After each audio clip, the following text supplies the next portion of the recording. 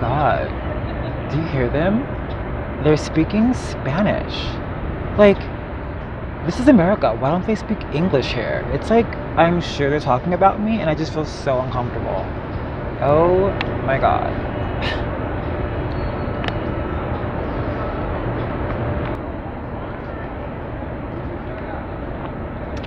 This is violence.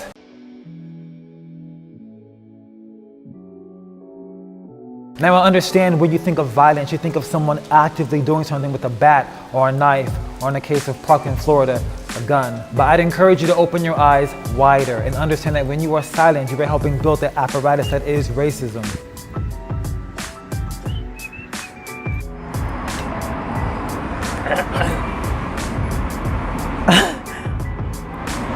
I'm not racist.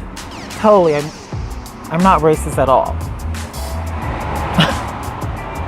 You are, whether you want to believe it or not. So if you want to affect change, you got to say or do something.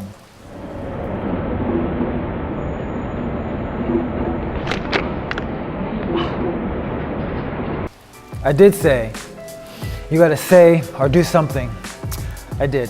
Like all forms of oppression, racism is disgusting. It can be infuriating listening to someone spew their vitriol. Trust me, I get it. And if you feel this is the best approach at getting your point across, then okay. But I take caution. This form of communicating might not be well received. I suggest utilizing a different method to convey how you feel. You know what? I'm not really sure what to say right now, but you're making me really uncomfortable. There will be times where you won't know what to say and you won't know what to do, especially when you thought you knew the person. It's a good idea to step away from the situation and figure out how to articulate how they made you feel. You're not going to have all the answers all the time, but if you remain silent, you give the impression that you're okay with their racist behavior. Them speaking in their language shouldn't bother you, and if it does, it says way more about you and nothing about them. Maybe speaking in their native tongue brings comfort to them, talking to their family and friends. Certain phrases and colloquialisms just don't translate. There's a multitude of reasons why they're speaking in their language, and they have nothing to do with you. And frankly, I'm a little embarrassed by your behavior right now, so you should probably check yourself, or I'm not going to hang out with you anymore. This response is excellent. He expressed that he was discontent with her words. He gave reasons why they were important to him, and he was clear that he would not tolerate this behavior, and if they were to continue to be friends, things would need to change. This response is great, but what do you think? Have you ever had an encounter with someone being overtly racist, or have you had to respond to an individual's microaggressions? How did you effectively communicate how you were feeling? Did they understand how their behavior was problematic?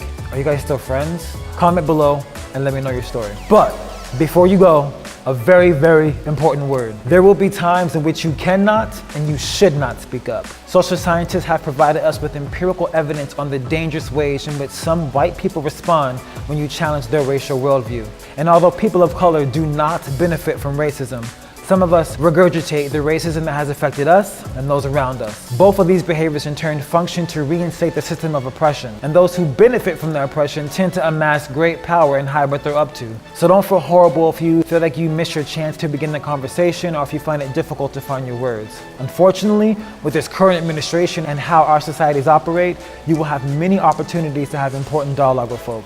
So be safe. Thank you.